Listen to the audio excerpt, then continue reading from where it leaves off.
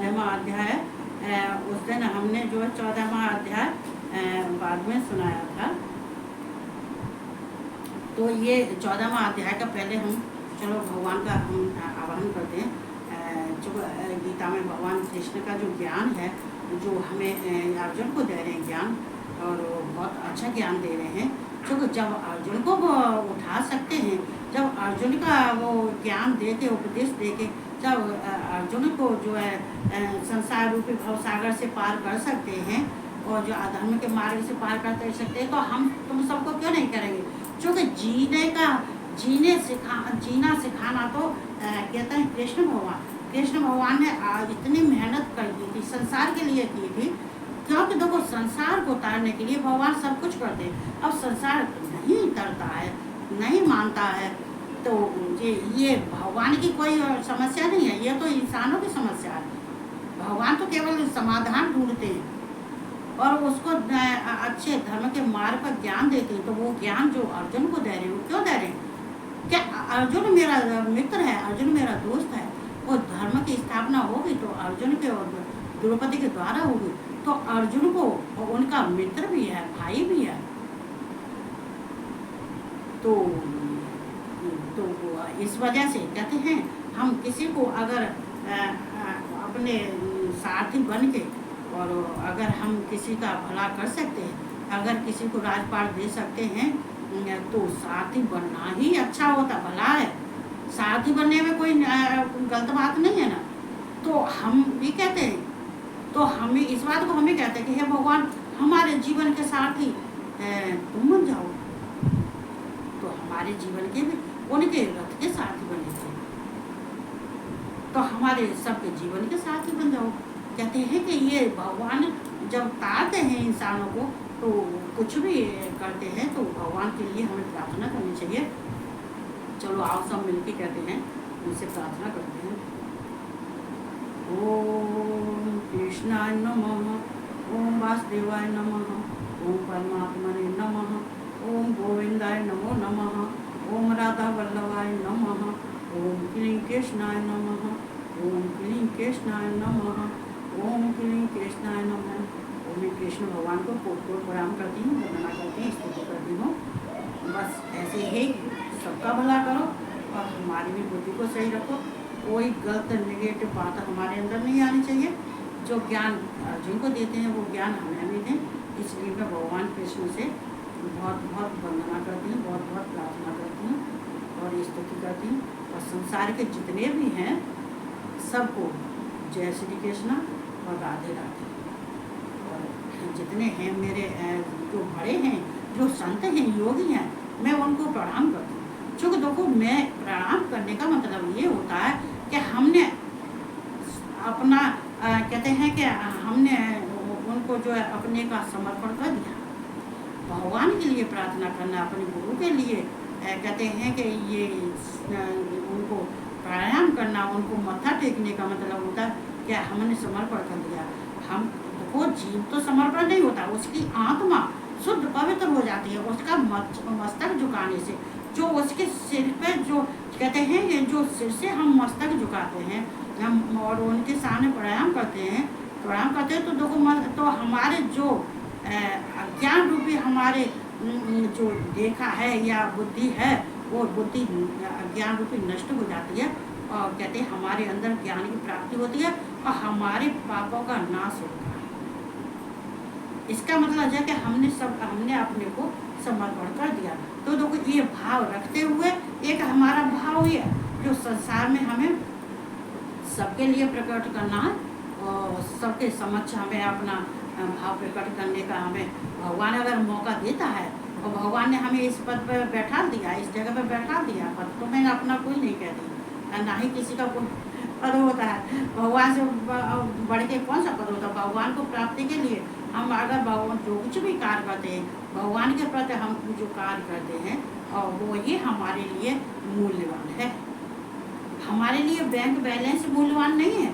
हमें क्या करना है? जब आए थे तब भी हम खाली हाथ आए थे, जाएंगे तो खाली हाथ जाएंगे। वैसे क्या जाएंगे हमारे साथ में? हमारे साथ में या तो हमारे ये कर्म ही जाएंगे साथ, और कुछ नहीं जाएगा। चूँकि हमें भी टैक्स देना पड़ता है। अगर तुम्हें जगह जगह तुम जा रहे हो भगवान के पास में, लेकिन वहाँ टैक्स लगता है। जैसे यहाँ पे गाड़ियों का टैक्स लगता है वैसे वहाँ भी टैक्स लगता है। और वो टैक्स देने के लिए हमें क्या देना पड़ता है? धन दौलत लेके तो नहीं जाते हैं, क्या रुपया पैसा सोना चांदी के गहने लेके जाते हैं? वो तो कुछ लेके जाते नहीं है। जब खाली हाथ जाते हैं तो टैक्स किसका दोगे? कर्मों का। टैक्स किसका लगेगा? कर्मों का। तब आगे बढ़ने देंगे? ऐसे नहीं कोई बढ़ सकता। कहते हैं टैक्स लगता है, कर्मों का टैक्स लगता है। दो, क्या किया तुमने, तभी तो तुम आगे बढ़ोगे। तो सब जगह टैक्स लगता है, तो उसे देने के लिए सबको सब सावधान रहना चाहिए। तो संसार में आने का मतलब यही नहीं कि चाट पकौड़ी खाने आए हो, तुम बैंक बैलेंस बनाने आए हो, क्या आनंद मौज मस्ती मानिए भैया। ये मौज मस्ती के संग भगवान को भी देखना पड़ता है। तो अच्छा, जो हम 14वां अध्याय पढ़ रहे हैं उस अध्याय में भी ये पूरा यही है जो भगवान कृष्ण अर्जुन को क्या समझा रहे हैं। तो यहाँ पे तो हर एक अध्याय में भगवान का ये सुनाने का, उपदेश देने का, ज्ञान देने का, उनका अर्थ हर एक, और उनका जो चैप्टर है वो उनका हर एक अध्याय में अलग अलग है। किसका ज्ञान देना होता है, किस विषय में ज्ञान देना होता है, किसके बारे में हमें अर्जुन को समझाना होता है, क्या हमें रूप दिखाना होता है, तो वो सब अलग अलग होता है। इसलिए 18 अध्याय है। तो आज हम 14 में पे हैं। 14 में उस दिन मैंने सुना दिया था, लेकिन कभी कभी मेरा भी दिमाग घूम जाता है। तो काम इतना होने के बाद में फिर फटाफट ये भी काम करो वो भी। और ये गृहस्थी है, गृहस्थी में मैं 14वें अध्याय का 14 में ही श्लोक सुना रही थी। और जबकि पहले से शुरू से हमें सुनाना था, 14वां अध्याय हमें शुरू से शुरू करना था, लेकिन हमने अध्याय का 14वां श्लोक तो मैं 15वां 14वां सुना दिया। तो चलो कोई बात नहीं है, कहीं से हमने सुनाया। चूँकि क्या कर सकते, जल्दी जल्दी में सब ऐसा ही होता है। तो ये गृहस्थ धर्म बहुत मुश्किल का होता है। इसमें अगर हम सफल हो जाते हैं तो ये सोच लो कि हमने बहुत बड़ा रण जीत लिया। सफल होने के लिए तो सफल सभी हो जाते हैं, सभी खाना खाते हैं, सभी खाना बनाते हैं, सभी चीज़ करते हैं, लेकिन ऐसा कुछ नहीं है। मेरा जो कार्य है वो तो कार्य अगर कोई देखेगा तो कहेगा कि हाँ गृहस्थी धर्म में ऐसे करना चाहिए, ये काम ऐसा करना चाहिए। तो चलो तो कोई बात नहीं है। तो इसमें 14वें अध्याय में ये भगवान क्या बता रहे हैं, इसमें ये इस भगवान इसको बताएं, ये त्रिगुणात्मक अध्याय है। ये त्रिगुण क्या है, ये रज सत रज तम भगवान कहते हैं। इसमें अर्जुन को और समझाते हैं कि सत रज तम, ये प्रकृति के गुणों को, हमें प्रकृति के गुणों को जानने के लिए, उनको तत्व से जानने के लिए और हमारे स्वरूप को तत्व से जानने के लिए इसमें वर्णन हो रहा है कि भगवान को तत्व से जानने के लिए हमें प्रकृति के क्या क्या गुण अपनाने चाहिए, क्या नहीं अपनाने चाहिए।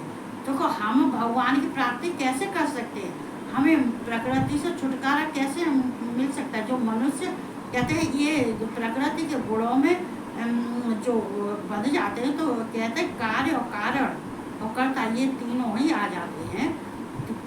ये कारण कर्ता और कार्य ये तीनों ही आते हैं। लोग तीनों इसलिए आते हैं कि ये क्या, ये प्रकृति के गुण, इन गुणों में ही आदमी बंधता है।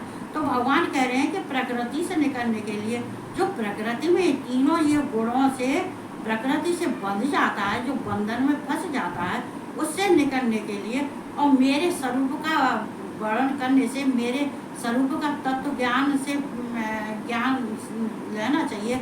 मुझे कैसे जानना चाहिए तत्व ज्ञान से, जिससे कि प्रकृति से उसके छुटकारा मिल जाए। भगवान का मतलब ये है, क्योंकि प्रकृति के गुणों में जो बंध जाता है, फिर वो उसको भगवान की प्राप्ति के लिए बहुत अपना करना पड़ता है। तो उसके लिए कहते हैं, भगवान कह रहे हैं फिर इसके लिए मनुष्य को क्या करना चाहिए। तो इस बारे में अर्जुन मैं तुझे समझाऊंगा, ये ही मेरा प्रश्न चलेगा। क्योंकि प्रकृति के गुणों में बंधन से बंध जाने से, प्रकृति के गुणों में बंध जाने से मनुष्य को कैसे निकलना चाहिए,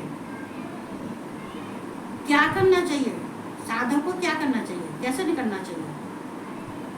देखो तो कैसे निकलना चाहिए? ये सत रज तम, ये जो पहले तो ये सत और रज में तमगुण में उसको करना चाहिए, घुसना चाहिए, वो उनके कार्य करना चाहिए।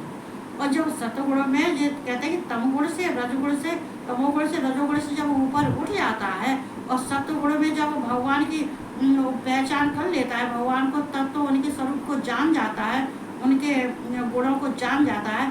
क्योंकि उस समय पर भगवान से प्रकृति, जो को प्रकृति संसार का कार्य करती है, भगवान ही कृष्ण है, वो अंतर आत्मा के हैं, आत्मा परमात्मा। लेकिन उस समय प्रकृति और भगवान से कोई मतलब संबंध नहीं रहता, वे भिन्न है, उस समय पे वे भिन्न रहते हैं। और वैसे प्रकृति भगवान की शक्ति है, भगवान के साथ रहती है, लेकिन उस समय पर नहीं।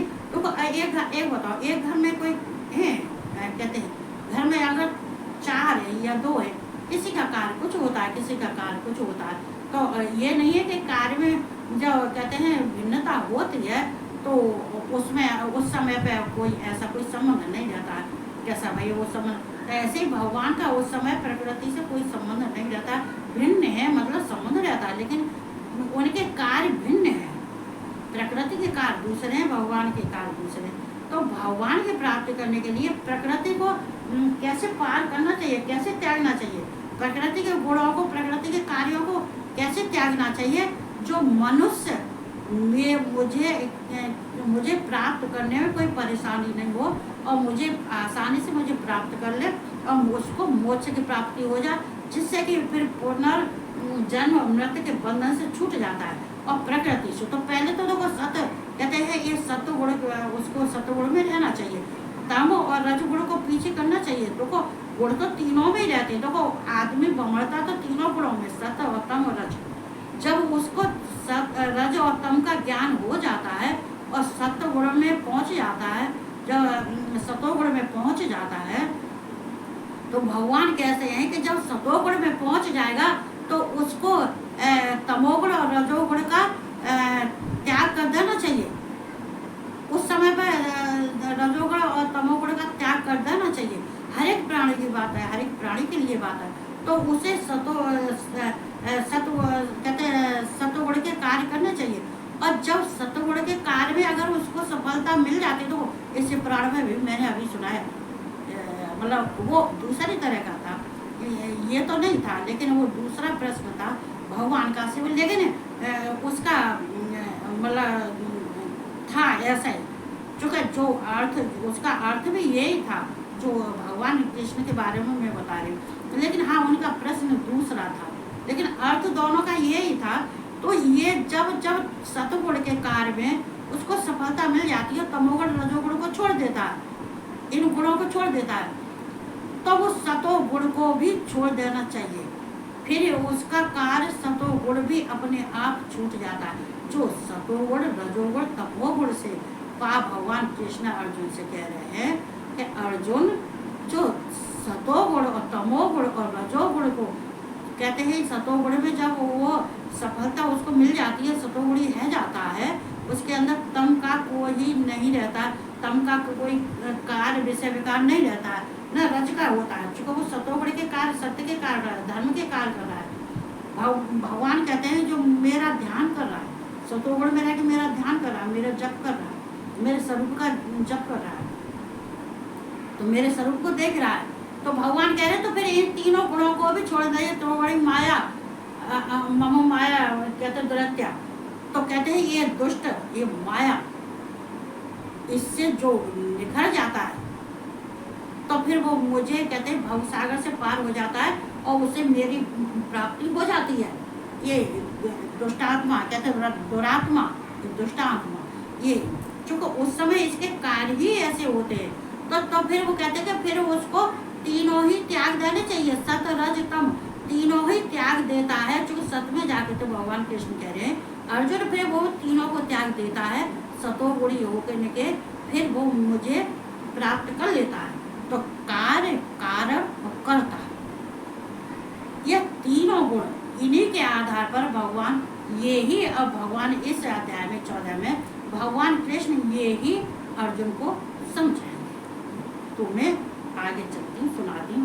चूँकि उस दिन तो मैंने 14वें अध्याय का 14वां सुना दिया। चूँकि कभी कभी मेरा भी दिमाग विचलित हो जाता है, क्योंकि इतना सारा कार्यभार पढ़ने के बाद में अपना भी दिमाग कभी कभी चलायमान हो जाता है, कभी कुछ कहते हैं कुछ निकल जाता है, ऐसा ही होता है। अब देखो ब्यास गद्दियों की तो बात, ब्यासियों की तो ऐसी बात है कि उनके पास में तो कहते हैं दावा तो कुछ है नहीं है, गृहस्थी तो बीवी पत्नी संभालती हैं, करती हैं वो, उनको तो ब्यास गद्दी संभालना होता है। लेकिन मेरा ऐसा तो नहीं है कि मैं इस गद्दी को संभालें। अब पूरे घर का काम करने के बाद में तो प्रॉब्लम हो जाती है ना। हम चलते हैं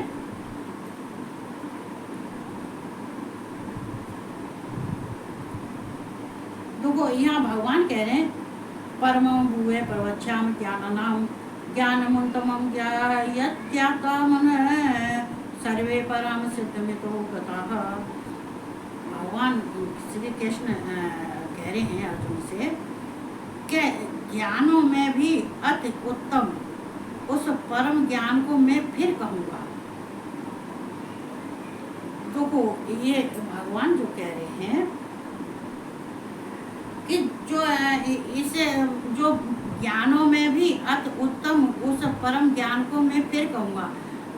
जो ज्ञानों में जो मैंने तुझे ज्ञान दिया है, उन ज्ञानों में जो अति उत्तम है और कहते हैं और श्रेष्ठ है, उस ज्ञान को फिर मैं तुझसे कहूँगा। देखो यहाँ पे ये प्रश्न आता है कि फिर ज्ञान को भगवान क्या कहेंगे बताओ।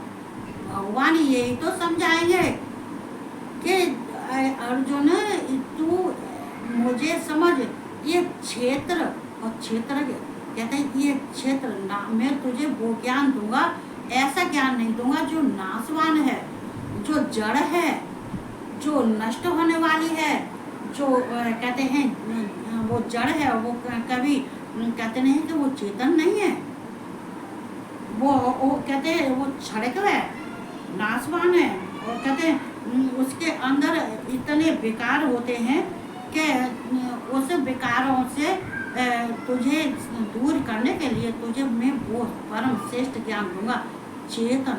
कहते हैं भगवान देखो यहाँ कह रहे हैं यज्ञ ज्ञाता मुने सर्वे परम सिद्ध में तो गता।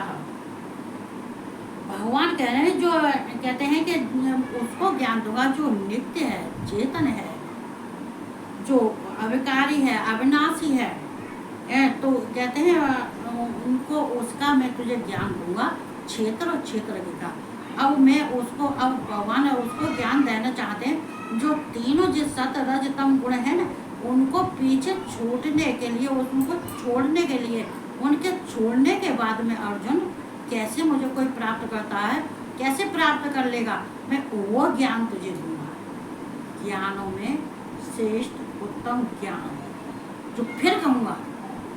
मैंने जो पिछले श्लोकों में तुझसे कहा है, पिछले श्लोकों में क्या कहा था भगवान ने क्षेत्र क्षेत्र क्या कहा तो समझाया था, शरीर का और कहते हैं चेतन अपने अंतर आत्मा का, अपने चेतन अपने स्वरूप का ही, यही तो भगवान ने ज्ञान दिया था। क्षेत्र क्षेत्र क्षेत्र मनुष्य का शरीर, और जो मनुष्य के शरीर में अंदर है, जो नित्य है, चेतन है, अविकार है, अविनाशी है, तो वो कौन है, वो परमात्मा है।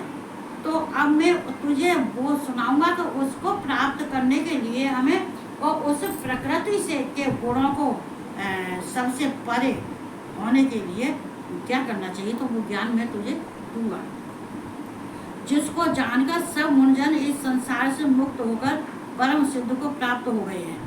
मतलब जो मैंने जो ज्ञान दिया है, और इसको सब जान के जितने संसार के प्राणी हैं, मनुष्य हैं, बुद्धिमान हैं, योगी हैं, ब्राह्मण हैं, जिन्होंने इस ज्ञान को प्राप्त कर लिया है, वो सब इसे कहते हैं मुक्त हो गए, परम सिद्ध को प्राप्त हो गए।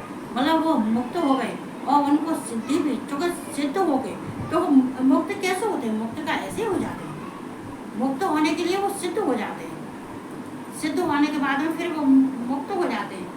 तो भगवान यहाँ कह रहे हैं कि वो फिर मुक्त हो जाते, कहते हैं सिद्ध हो गए और मुक्त हो गए। मतलब उनका अब यहाँ पर ना ही तो मृत्यु का और जन्म का कोई उनका संबंध नहीं है, ना ही वो प्रकृति के बंधन से बंधे हुए हैं और ना ही वो जड़ हैं और ना ही वो चेतन है। चूँकि वो तीनों से जो प्रकृति के जो गुण हैं उन तीनों गुणों को उनने पार कर लिया। किससे? भक्ति से। भक्ति किसकी? भगवान कृष्ण की। स्वरूप का मनन और चिंतन किससे किया था? भगवान कृष्ण के स्वरूप का। जब भगवान कृष्ण के स्वरूप का चिंतन मनन हम कर लेते हैं तो हमारे अंदर जड़ता खत्म हो जाती है। ये प्रकृति की जड़ता, क्षेत्र, ये खत्म हो जाता है। क्षेत्र माने जन्म, मनुष्य जो मृत्यु को प्राप्त होता है और जन्म लेता है, मृत्यु को प्राप्त होता है, जन्मना और मरना, तो ये सब नष्ट हो जाते हैं। तो भगवान यहाँ ये जो है अर्जुन को ये समझा रहे हैं। चूँकि दोबारा से वो ज्ञान तुझे मैं फिर कहूँगा, तुझसे फिर कहूँगा। देखो बार बार समझाते हैं, बार बार कहते हैं, हर एक तरह से समझाया है, हर एक तरह से समझाया है। क्यों? कौन समझाता है? हम तो कहते हैं अरे हमें भी कोई समझाने वाला होता तो आज हम भी कहीं अंतिम होते। लेकिन इतनी साल जो हमने अज्ञानी में काटती, मोह ममता में काटते और ये भी मेरा, ये भी मेरा, ये भी मेरा, ये है तो अब भी मेरा, पराया नहीं है, अब भी मेरा है। आत्मा भी उतनी है, सब कुछ होता है, कर्तव्य भी हमारा वही है, कोई हमें बदलाव नहीं आया। लेकिन हाँ, बदलाव आ गया। हम पहचानेंगे कि संसार क्या है और भगवान क्या है। इस संसार के गुण और चरित्र क्या है और भगवान के गुण और चरित्र क्या है, और हमको क्या करना चाहिए, हमें भगवान को कैसे मनाना चाहिए, हमें भगवान के कार्य करने चाहिए, क्यों करने चाहिए, इसलिए करने चाहिए, ये भी समझना चाहिए। हमें अपने लक्ष्य को प्राप्त करने के लिए हमें भगवान को समझना बहुत जरूरी हो जाता है। हर एक व्यक्ति के लिए, मैं अपने नहीं कह रही, हर एक व्यक्ति के लिए जो समझ जाता है वही ज्ञान है। जो कृष्ण कहते हैं, जो जान गया अर्जुन, जो मेरे ज्ञान को जान गया, जो मेरे स्वरूप को, मेरे गुणों को जान गया, वो तर गया। और जो नहीं जाना है वो अज्ञानी, वो मूर्ख और वो जड़ है। वो फिर आएगा इस जन्म में और फिर दुख भोगेगा और फिर चला जाएगा। इदम ज्ञानम उपासत्यम सार्धम्य मागता सर्गे अपनोपजायन्ते प्रलये न व्यथन्त च। देखो यहाँ पर सार्धम्य मागता, तो इसमें जो है ज्ञान मुंतमम, ज्ञान नाम ज्ञान मुंतमम, ये देखो एक ही बात है। देखो कहते हैं कि साधना करने वाला, धर्म को साधने वाला जो होता है, तो भगवान कह रहे हैं इस ज्ञान को आश्रय करके अर्थात धारण करके मेरे स्वरूप को प्राप्त हुए पुरुष सृष्टि के आदि में पुनः उत्पन्न नहीं होते हैं। वो कह रहे हैं हे अर्जुन, तो वो सर्गे अप क्या है? ये सर्गे अप है, ये सृष्टि, उत्पत्ति, सृष्टि। सर्गे कितने कहते हैं? उत्पत्ति, सृष्टि। तो यहाँ और कहते हैं कि जो तो इस ज्ञान को आश्रय करके अर्थात धारण करके जो ज्ञान का, इस ज्ञान को जो जान जाता है और इस ज्ञान को जानने के बाद में फिर मेरा ध्यान करता है, मेरा आश्रय लेता है, मेरे ध्यान का आश्रय लेता है, मेरे मंत्र जाप का आश्रय लेता है करके अर्थात धारण करके, और इसको फिर धारण करके मेरा ज्ञान प्राप्त करके और मेरा ही आसरा लेके मेरा ही गुणगान करता है, मेरे जो स्वरूप को जानता है, मेरे स्वरूप का जो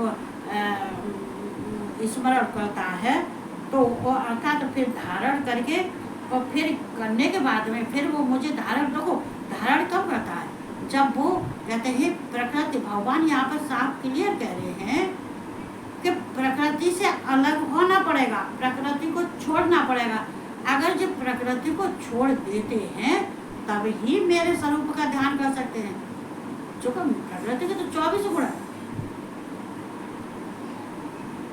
3 गुण तो उसके सतरजतम है। ये प्रकृति तो इसके 3 गुण है, 24 है। ये कहते हैं कि 24 मनुष्य के शरीर के अंदर भरे हुए हैं। ये क्या है? मन बुद्धि अहंकार, ज्ञानेंद्रियां कर्मेंद्रियां, इनके 5 विकार और 5 महाभूत। तो ये सब क्या है? ये जो कहते हैं, भगवान कह रहे हैं कि स्वरूप को प्राप्त हुए पुरुष, कहते हैं धारण करके मेरे स्वरूप को प्राप्त हुए, जो मेरे स्वरूप को प्राप्त कर लेता है और जो मुझे अपने अंदर धारण कर लेता है, ये अपने अंदर ये सूक्ष्म और स्थूल, कहते हैं कि ये सूक्ष्म रूप से अपने अंदर मुझे धारण कर लेता है और जो मेरे ज्ञान लेने के बाद मेरे आश्रित रहता है, जो मेरा आश्रित मतलब मेरा ही ध्यान करता है, तो उस स्वरूप को प्राप्त हुए पुरुष षष्ठ के आदि में पुनः उत्पन्न नहीं होते। षष्ठ के आदि में क्या होता है? ना आदि होती है, ना अंत होता है, ना आदि होती है, ना अंत होता है। आदि से मतलब थोड़ी नहीं होता है, आदि से मतलब षष्ठी की उत्पत्ति सर्ग। तो ये कहते हैं ये सर्ग नोप जायते न ओप जायते जायन्ते, तो न प्रलय, तो कहते हैं ना, कहते हैं प्रलय में ना ही तो प्रलय में घबराता है, जन्म या तो ना ही मृत होते पर घबराता है, ना ही जन्म लेते पर जन्म लेने के बाद में, और जब कहते हैं ना ही वो कभी उसके अंदर भय रहता है, और ना ही वो मृत के लिए घबराता है, और ना ही वो परेशानियों से घबराता है, और ना ही प्रलय होने पर घबराता है। तो क्या है कि यहाँ कहते हैं षष्ठ के आदि में पुनः उत्पन्न नहीं होते, फिर वो उसका जन्म नहीं होता है, और ना ही उसको मृत्यु से डर लगता है, और ना ही उसको प्रलय से डर लगता है, ना उसको किसी का भय नहीं रहता है। क्यों नहीं रहता है? कि उसको भगवान के स्वरूप को प्राप्त करके धारण करके उन्हीं के आश्रित रहता है, उन्हीं का ही ध्यान करता है, उनके स्वरूप को ध्यान करता है, और स्वरूप को ध्यान करते करते उसने वो भगवान को प्राप्त भी कर लिया। जब प्राप्त कर लिया तो किस बात का भय? हमारे लिए मौत आ जाए, कल आ जाए, तैयार खड़े, प्रलय हो जाए तो कौन सा फर्क पड़ता है? अगर हमारी मौत आ जाती है तो हमें कौन सा फर्क पड़ता है? हम तो तैयार हैं जाने को, चूँकि यह संसार भी देख लिया, आए थे इतने दिन के लिए, संसार के सब चर्चों को देखने के लिए आए, अब हमारा जहाँ स्थान है हमें तो वहाँ जाना है ही। तो उसको ये भर नहीं रहता है कि हम नरक में जाऊंगा, अरे कि मेरा क्या होगा, जब मैं मरूंगा तो मुझे परेशानी होगी, मुझे नरक में जाना पड़ेगा। उसको किसी बात का भय नहीं रहता। भगवान प्राप्ति करने के वाले उसको न प्रलय का भय रहता, न पैदा होने का रहता है, न सृष्टि में रहता है, न आदि में रहता है, न मध्य में रहता है, न प्रलय होने पर रहता है। तो कहते हैं प्रलय काल में भी व्याकुल नहीं होता है। तो वो भगवान स्पष्ट लिख रहे हैं कि प्रलय काल में व्याकुल नहीं होता, और ये हकीकत है। ये मैं वाकई में मैं ये बात ये सत्य कहती हूँ। इस बात में जो है कोई संदेह नहीं है।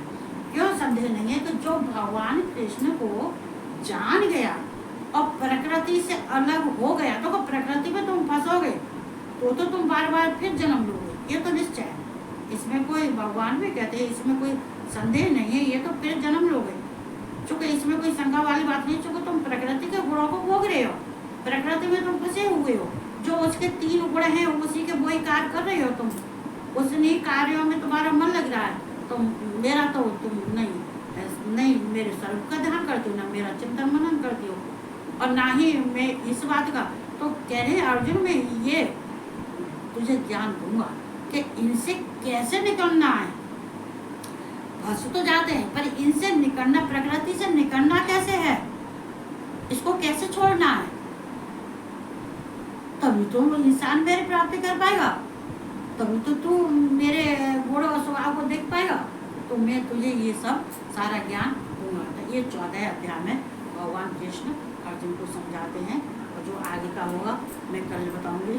और ये जो है तो कहते हैं कि तुमको ज्ञान लेना, ज्ञान देना सबके लिए जरूरी है, बहुत जरूरी है। क्योंकि ज्ञान अज्ञानियों के लिए ज्ञान हम देते हैं, और अगर किसी का भला हो जाता है, मैं अपनी नहीं कह रही, किसी औरों की कह रही, सिद्ध पुरुष है, अगर ज्ञानी का कभी उत्थान उसका होना है, तो ये भगवान का स्वरूप ध्यान करने से वो खुद ही पहुंच जाता है, खुद ही पहुंच जाता है। ये मैंने हकीकत है, ये मेरी अनुभव की बात है, और मैंने देखा भी है। तो वो ज्ञानी भी कहते हैं ये वो भी कहते हैं अपने अज्ञान को छोड़ के और ज्ञान के मार्ग पर चला जाता है। सुनने से भी होता है, एक ग्रंथ पढ़ने से भी नहीं, सुनने से भी होता है। एक ग्रंथ पढ़ने से ज़्यादा तो सुनने से हो जाता है। क्योंकि हम भगवान की तरफ किसी को जानने के लिए हम कहते हैं उनके चरित्र को ही तो सुनना होता है, उनके ज्ञान को भी तो सुनना होता है। तो ये सब हमें करना चाहिए। ये कहते हुए मैं बस कहते हैं मैं अपनी वाणी को विराम देती हूँ। और कहते हैं जितने हैं सब देखो भगवान का ध्यान करने से कोई तुम्हें, और ये निःशुल्क शिक्षा कृष्ण कह रहे हैं कि इसके लिए कोई पैसा नहीं लगता, कोई दाम नहीं लगता। ये तो इसके लिए कोई पैसा नहीं है, कोई दाम नहीं है।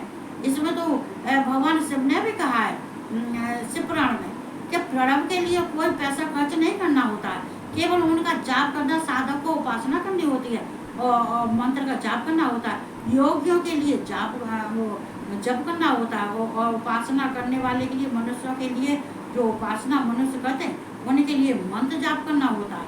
तो इसमें कोई प्रणव में कोई पैसा खर्च नहीं होता है। क्या होता है? कोई खर्च होता है? कोई अनुष्ठान तो है नहीं है। और बिना अनुष्ठान के जब भगवान की प्राप्ति हो जाए तो और बिना पैसा खर्च करे हो जाए तो इससे और सस्ता क्या है?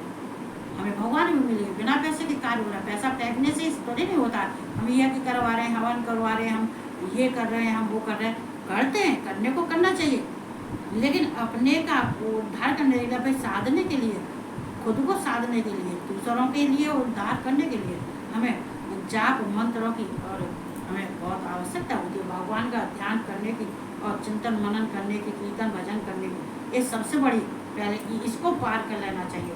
उसके बाद में फिर कुछ करते रहना चाहिए, क्योंकि हमारा समय भी बर्बाद न हो। ये जीवन, ये कहते हैं एक एक घड़ी, मनुष्य के जीवन की एक एक घड़ी मूल्यवान है। एक एक मिनट, एक एक सेकंड मूल्यवान है। जो निकल गया वो गया, जो निकल गया वो तो गया। अरे वो तो गया तो गया, फिर आगे जो बचा है उसी को तो हम कम से कम उसको तो संभाल लें। जो गया वो तो गया, अब वो उसमें तो कुछ होने का है नहीं। अब जो आगे आएगा तो हमें उसके लिए तो हमें करना चाहिए, उसको तो हम संभालें। जो आगे आएगा उसको ही संभाल लें। तो ये भगवान की सबको, भगवान सबको बुद्धि दे, सबके कार्य सही करे। और मैं कहती हूँ सबका भला हो, अच्छा हो, यही कहते हुए मैं अपने वाणी को विराम दे रही हूँ और सबको मैं प्रणाम कर रही हूँ, नमस्कार कर रही हूँ और जय श्री राधे राधे।